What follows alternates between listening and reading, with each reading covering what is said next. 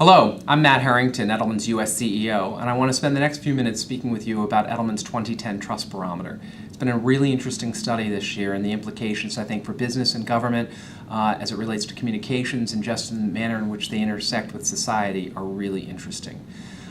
In particular, we saw 54% of those surveyed trusting U.S. business. This represents an 18-point jump over the prior year. And 46% of those surveyed trust U.S. government, which represents a 16-point jump. So we see a correlation there that I think is interesting in terms of both trending business and government trust, and largely I think reflective of the fact that these two institutions have had to work so closely together to manage through the Great Recession. We also studied abroad. And 19 of the 20 countries that we surveyed saw an increase in trust in U.S. business. I think there's an Obama effect at play here, where individuals in those countries were inclined to look through a different lens at U.S. business.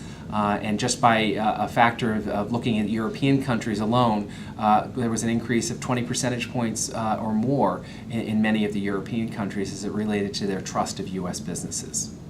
What are the implications for business and how do they hold this recovered trust? It's fragile. It's as fragile as the economy itself.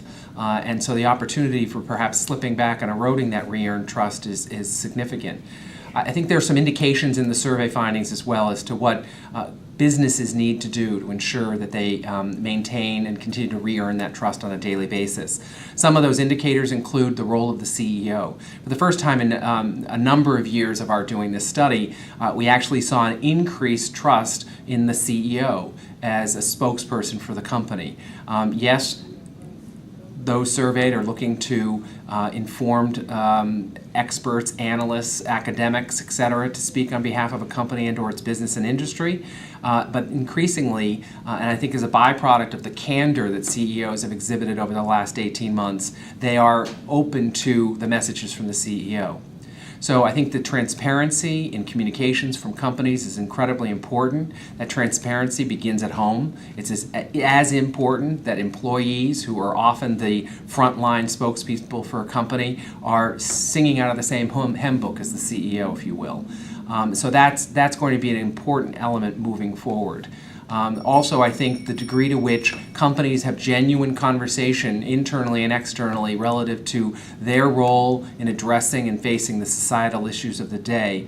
We continue to see both our opinion elites in the Edelman Trust Barometer as well as other consumer studies that we've engaged in that there's an expectation and it's a license to operate that a company is doing right by doing good.